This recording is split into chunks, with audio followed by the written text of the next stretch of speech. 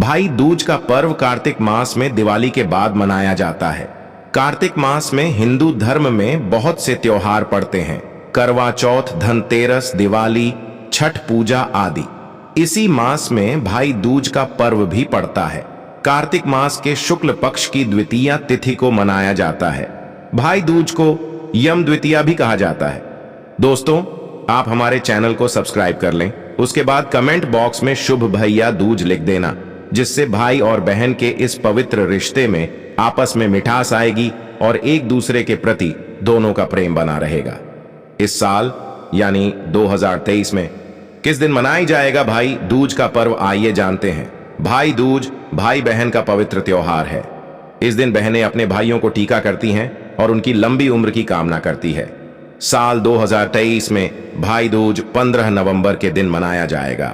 कार्तिक मास की द्वितीया तिथि 14 नवंबर दोपहर 2:36 से शुरू हो जाएगी और वहीं कार्तिक मास की द्वितीया तिथि का समापन 15 नवंबर को 1:47 पर होगा। इस लिहाज से आप दोनों ही दिन भाई दूज का पर्व मना सकते हैं। 14 नवंबर को दोपहर के बाद से आप टीका कर सकते हैं। ये पर्व भाई बहन के पवित्र रिश्ते का प्रतीक है। इस दिन भाई अपने बहन के पास जाकर टीका लगवाते हैं। अब हम आपको बताने जा रहे हैं कि कैसे करें भाई दूज पर पूजा। भाई दूज पर बहनें अपने भाइयों को टीका लगाती है। टीका लगाने के बाद भाई की आरती उतारती हैं। ऐसा माना जाता है कि कार्तिक मास की शुक्ल पक्ष की द्वितीया तिथि पर यमुना जी ने यमराज को अपने घर पर टीका किया और भोजन कराया था, और इसी पूजा के बाद यमराज को सुख की प्राप्ति हुई। तभी से भाई दूज मनाने की परंपरा चली आ रही है। इसीलिए इस दिन को यम द्वितीया के नाम से भी जाना जाता है। यह दीपावली के 2 दिन बाद आने वाला ऐसा पर्व है जो भाई के प्रति बहन के स्नेह को अभिव्यक्त करता है एवं बहनें अपने भाई की खुशहाली के लिए कामना करती हैं। अब हम आपको बताने जा रहे हैं एक पौराणिक कथा के बारे में। एक गांव में एक बहुत ही बुजुर्ग महिला रहती थी। उसका एक बेटा था और उसकी एक बेटी भी थी। बुजुर्ग महिला ने अपनी बेटी की शादी कर दी थी। एक दिन जब भाई दूज का त्योहार आया, तब उस बुजुर्ग महिला के बेटे ने कहा कि मां, मैं अपनी बहन के घर टीका करवाने के लिए जा रहा हूं। जिसके बाद उसकी मां ने कहा, बेटा, हम लोग बहुत गरीब लोग हैं, तुम टीका करवाने के बाद अपनी बहन को क्या दोगे? लेकिन उस बुजुर्ग गरीब महिला के बेटे ने जिद करके अपनी बहन के घर जाने के लिए अपनी मां को मना लिया। फिर वह भाई अपनी मां की आज्ञा लेकर अपनी बहन के घर निकल पड़ा। जैसे ही वह थोड़ी दूर पहुंचा, तब उसको एक बहुत ही गहरी नदी मिली और वह नदी कहने लगी कि मैं तुम्हें अपने पानी में डुबोकर मार दूंगी, क्योंकि मैं तुम्हारा काल हूं। जिसके बाद वह भाई उस नदी से कहता है कि तुम मुझे थोड़ी देर की मोहलत दे दो, मैं अपनी बहन के घर टीका करवाने जा रहा हूं। जब मैं वहां से वापस लौटूंगा तब तुम मुझे पानी में डुबोकर मार देना। जिसके बाद वह नदी भाई को आगे जाने के लिए रास्ता देती है और फिर वह भाई आगे की ओर चल देता है। थोड़ी दूर पहुंचने के बाद उसको एक शेर मिलता है और वह शेर भी यही कहता है, मैं तुम्हें खा जाऊंगा। इसके बाद वह गरीब लड़का शेर से कहता है कि अभी नहीं, मैं अभी अपनी बहन के पास टीका करवाने जा रहा हूं। जब मैं लौट कर आऊंगा तब तुम मुझे खा लेना। फिर वह शेर उस भाई को आगे जाने के लिए रास्ता दे देता है और फिर जब वह भाई आगे की ओर बढ़ने लगता है तो कुछ दूर पहुंचकर उसको एक सांप मिलता है और वह भी उस भाई से कहता है कि मैं तुम्हें मार दूंगा। वह भाई उस सांप से भी वही कहता है कि मैं अभी अपनी बहन से टीका करवाने जा रहा हूं। जब मैं लौट कर आऊंगा तब तुम मुझे मार देना। वह भाई आगे की ओर चला जाता है और थोड़ी ही देर में भाई अपनी बहन के घर पहुंच जाता है। जब वह अपनी बहन के घर पहुंचता है तो घर के बाहर से आवाज लगाता है, लेकिन घर के अंदर उसकी बहन सूत काट रही होती है। सूत को काटते वक्त उसका धागा टूट जाता है और वहां के लोगों की यह मान्यता थी कि अगर सूत काटते वक्त अगर धागा टूट जाए तो बाहर से कोई भी बुला रहा हो और वह बिना आवाज करें और बिना धागा को जोड़े चली जाए तो वह व्यक्ति मर जाएगा। वह बिना आवाज किए धागा जोड़ने लगती है, लेकिन जब भाई के आवाज लगाने पर भी उसकी बहन नहीं आती है तो वह वहां से जाने लगता है। तभी उसकी बहन उस धागे को जोड़कर तुरंत अपने भाई के पास जाकर उसको रोकती है और उसको अपने घर ले जाती है। वह बहन अपनी पड़ोस में रहने वाली महिला के पास जाती है और उससे पूछती है कि भाई दूज के दिन क्या बनाया जाता है। तब वह महिला उसको बताती है कि तुम तेल से अपने चूल्हे को लीपो और घी में चावल पकाओ। वह बहन घर जाकर पड़ोस के द्वारा बताई हुई चीजों को करने लगती है और तभी उसका भाई उससे कहता है कि बहन, मुझे बहुत जोरों से भूख लगी है। लेकिन उसकी बहन पड़ोस की महिला की बातों में आकर काम कर रही होती है। जब उसका भाई रसोई में जाकर देखता है तो वह अपनी बहन से कहता है कि तुम बहुत भोली हो, जिसके कारण तुमको लोग पागल बना देते हैं।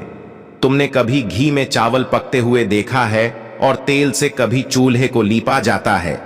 तुम गोबर से चूल्हे को लिपो और पानी में चावल को पकाओ। वह बहन अपने भाई की बात मानकर वही करती है जैसा उसका भाई करने के लिए बोलता है, और वह खाना बनाकर अपने भाई को खिलाती है और थोड़ी देर बाद वह अपने भाई को टीका कर देती है। जब उसका भाई अगले दिन वापस अपने घर जाने के लिए कहता है, तब उसकी बहन अपने भाई के लिए रास्ते में ले जाने के लिए कुछ लड्डू बनाकर देती है कि इसको रास्ते में भूख लगे तो खा लेना, और उनमें से कुछ लड्डू अपने बच्चों के लिए भी बचा लेती है। जैसे ही उसका भाई चला जाता है और उसकी बहन के बच्चे जब खाने के लिए जिद करने लगते हैं, तो वह अपने भाई के लिए बनाए हुए कुछ लड्डू जो अपने बच्चों के लिए बचा लिए थे, वह अपने बच्चों को दे देती है, और तभी उनके बच्चों की नजर उस लड्डू में पड़ती है जो एकदम से नीले हो रहे होते हैं। जब वह जाकर रसोई में देखते हैं तो उनको पता लगता है कि उनकी मां ने जो लड्डू बनाए हैं उनमें सांप मर चुका है, और उसी से ही हमारी मां ने लड्डू बनाए हैं। जिसके बाद वह अपनी मां को जाकर सारी बातें बताते हैं, जिसको देखकर वह बहुत दुखी हो जाती है और तुरंत अपने भाई के पीछे भागती है। रास्ते में कुछ दूर चलने के बाद उसका भाई उसको मिल जाता है। वह तभी उसकी बहन उससे पूछती है कि भाई, तूने लड्डू तो नहीं खाए? उसका भाई कहता है नहीं, और तभी अपने भाई को सारी बात बता देती है। लेकिन तभी उसका भाई कहता है, तुमने मेरी जान आज तो बचा ली है, लेकिन तुम मेरी जान कब तक बचाओगी? और अपनी बहन को अपने साथ हुए रास्ते में सभी चीजों के बारे में बता देता है। उसकी बहन अपने भाई को अकेले नहीं जाने देती है और उसके साथ जाने के लिए कहती है। उसका भाई अपनी बहन को साथ आने के लिए मना कर देता है, लेकिन उसकी बहन जिद करने के लिए कारण अपने भाई के साथ जाने लगती है। कुछ दूर चलने के बाद जब बहन को प्यास लगती है तो वह अपने भाई से कहती है, भाई मुझे पानी पीना है, बहुत जोरों से प्यास लगी है। उसका भाई कहता है कि यही पास में एक तालाब है, तुम रुको, मैं उस तालाब से तुम्हारे लिए जल लेकर आता हूं। वह अपने भाई को तालाब के पास नहीं आने देती है और स्वयं ही अकेले तालाब के पास जाती है। जब वह तालाब के पास पहुंचती है तब उसको एक बुजुर्ग महिला मिलती है। वह बुजुर्ग महिला को तालाब के पास देख उसकी बहन उससे पूछती है, आप कौन हैं?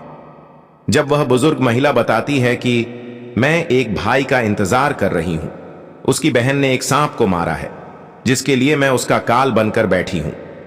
उसकी बहन उस बुजुर्ग महिला से अपने भाई की जान बचाने के लिए पूछती है, और तभी वह बुजुर्ग महिला उसे कहती है कि तुम अपने भाई को खूब गालियां दो, और जब तक उसकी शादी ना हो जाए तक तुम उसकी सारी घात टाल दो, तो तुम्हारे भाई की जान बच सकती है। वह बहन तुरंत वापस जाकर अपने घर से एक मांस का टुकड़ा और एक चुन्नी और एक कटोरी में थोड़ा सा दूध लेकर अपने भाई के पास आती है और उससे कहती है, चलो। जैसे ही वह दोनों रास्ते में थोड़ी दूर चलने के पश्चात उनको एक वही शेर मिलता है जिसने उसके भाई को मारने के लिए पहले भी रोका था। जैसे ही वह शेर उसके भाई को मारने के लिए आगे बढ़ता है, तब उसकी बहन शेर को एक मांस का टुकड़ा खाने के लिए दे देती है, जिससे शेर उस मांस के टुकड़े को खाने लगता है और वहां से दोनों लोग आगे चल देते हैं। आगे पहुंचकर जब थोड़ी दूर पर वही सांप मिलता है, तो वह सांप को अपने साथ लाई हुई एक कटोरी में दूध को सांप के आगे रख देती है, जिससे सांप दूध पीने लगता है और वह लोग आगे की ओर चले जाते हैं। आगे जब नदी के पास पहुंचते हैं, तब उसकी बहन नदी को एक चुन्नी देती है, जिससे नदी प्रसन्न होकर उनको आगे जाने का रास्ता दे देती है, और थोड़ी देर पश्चात वह लोग अपने घर पहुंच जाते हैं।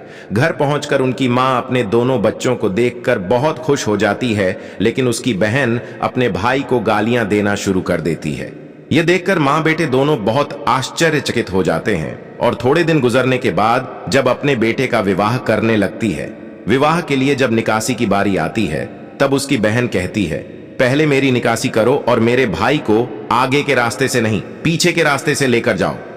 बहन के ऐसा बोलते ही आगे का दरवाजा टूटकर गिर जाता है, जिसको देखकर सभी लोग हैरान हो जाते हैं। और फिर जब फेरों की बारी आती है तब उसकी बहन कहती है कि पहले मेरे फेरे करो मेरे भाई के बाद में।